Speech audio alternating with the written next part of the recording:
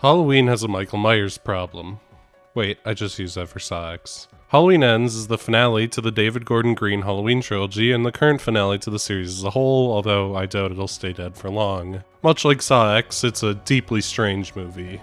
Google lists it as horror romance, and, well, I got a big fat question mark for that one. It certainly is something different. Halloween Ends, which was released in October 2022, was written simultaneously with the tremendously messy Halloween Kills by different writing teams, an idea that's also really strange and adds a disjointed element to these movies. Also, like Saw X, it's a mess, a hard movie to talk about. To many people, I'm sure it's a bad movie, and all because what it's trying to do is so odd. The movie begins on a fantastic cold open. While a new character, Corey, is babysitting, the bratty kid he's watching locks him in the attic, and the kid is accidentally killed when Corey knocks the door down. 4 years after Kills, Michael Myers has yet to reappear, and Haddonfield remains on edge. Laurie is healing little by little and living with her granddaughter Allison, who now works as a nurse. Laurie comes across Corey being bullied by some local teenagers, and the two share a bond as the town outcasts. Laurie is the town crazy, Corey is their new monster, but he's sweet and kind despite that. Laurie even hooks him up with Allison. Things go well for a while, but the pressures of being an outcast break Corey. He's confronted by the mother of the child he accidentally killed, the bullies return and throw him off a bridge, and under that bridge he meets Michael, old, defeated, and alone, living in a cave, but Michael doesn't kill him. What he does is kinda unclear and could be read a few ways. There's definitely a potential paranormal angle that the movie flirts with, a sort of transfer of evil, that Michael's evil is infectious, and we sort of see this as Corey devolves, and that anger even spreads to Allison a little bit. But there's also the reading that Michael just saw something of himself in Corey, maybe just that Corey was useful to him. There's an almost Little Shop of Horrors element here. Corey kills a homeless guy that accosts him and gets a taste for it, but for a good while he just lures people into the sewers to quote-unquote feed Michael's bloodlust and reinvigorate him. But Corey eventually goes off killing on his own too, mostly for Allison's sake in his own way. And Michael and Corey even do some tag team killing, which is admittedly really fun. Ultimately, Corey falls deeper and deeper into darkness and attempts to rip Allison from Laurie to burn Haddonfield down, and even in his final moments is a spiteful little shit, framing Laurie after killing himself, or almost killing himself. But Laurie and Allison ultimately kill Michael Myers, surprisingly easily, and the whole town leads a procession to the junkyard to put Michael into a giant shredder and release their shared fear and trauma. It's kinda weird.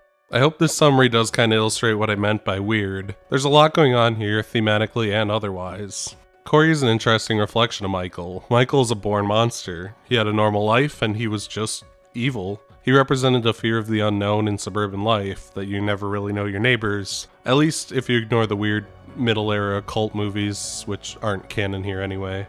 Corey is a created monster. We spend a whole lot of time with him. He's arguably the main character for a lot of it. And it's clear at some point that he wasn't this, that shitty parents, shitty circumstances, and a society that shuns him for a mistake turned him into something else. Just with a very slight implied supernatural twist. He's sorta realistic in that way. The two are an interesting pair. Michael is still Michael, a clean, efficient killing machine, but Corey still holds on to his humanity some. He genuinely cares for Allison in a twisted way, and he's sloppy, awkward, and gets pushed around a lot during his kills. He's someone who's killing out of emotion, out of rage, instead of just a machine like a force of nature as Michael is. And he's pretty much always outshined by his mentor when they work together. Corey is definitely what works best about the movie, and it's not that Laurie and Allison are all that bad, but he almost serves as an interesting meta-commentary on the irreplaceability of Michael, which was kind of the thesis of my original video on Halloween. At his best, he's still not very threatening. He's a school shooter type, lashing out at the world, picking on easy targets, trying to enact petty revenge on people. Even in his final act, he's just trying to spread misery in the same way that he always felt it was spread to him.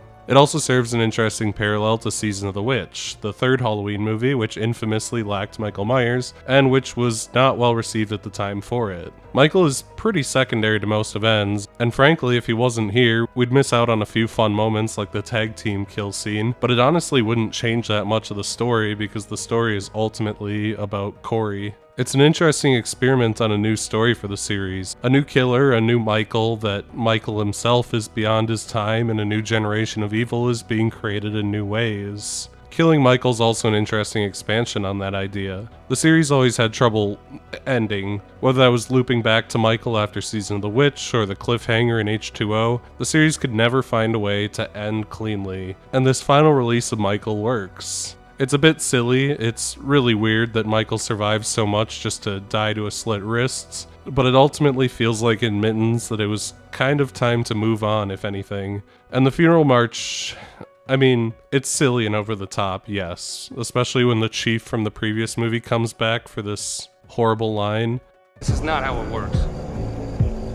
It is tonight. But I think it's a good way to finally shed the past and let the series move on to a new form, if it ever does. I would love to see a Halloween movie that takes things in a completely different direction, like a Haddonfield anthology in the way that Season of the Witch did.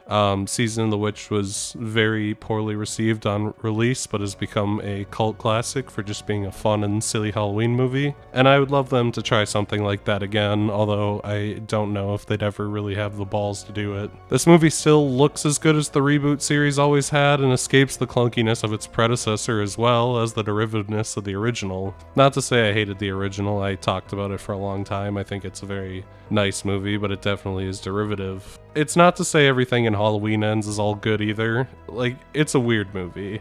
It kind of jumps all over. The story is very contrived, primarily in Corey. Even though Corey's the strongest part of the story, he goes from a meek, gentle loser to a serial killer over the course of a few minutes. It kind of feels like they forgot that it was a sequel to the other two movies as well. Like, the events of Kills, outside of the mom being dead, are kind of irrelevant. And also the first movie is just the first movie. And Michael's just not that important here. I don't think he needed to be, but it's very different. It's very odd, but in ways that I appreciate. I think it's a really surprisingly clever way to end Halloween as far as actually making an ending for this series goes, despite how weird it is. Halloween Ends is weird in a way nothing else in this series has ever been. Like Halloween 3, a lot of people hate it, and I get it. Michael isn't in it much. He's pathetic and hiding like a sick animal. Corey is a new breed of pathetic psychopath in sort of the school shooter modern day psychopath way. It's unhinged and odd, but also like 3, I think in time Ends will find its way to a similar cult status for being so weird and different. Corey is an interesting reflection of Michael as a character. This whole movie honestly serves as an interesting reflection of the series itself. It's a bit messy, a bit all over the place, a bit contrived, and making it up as it goes along. It dips into some vague supernatural elements, it refuses to explain at times, and when it leaves Michael behind, it usually stumbles into an imperfect but fascinating idea, perhaps proving that if they do choose to bring this series back, it could work without a Michael, it could work without a Laurie, that you could make it something else. I don't know. My thoughts on this are fairly short, but I do think it's a big swing. It's very interesting and kind of insane. A little bit clunky here and there, but I mostly just wanted to talk about the ways that I think Corey reflects the series and a optimistic look at the way the series could change in the future. It's a completely new take on Halloween, and I really appreciated it.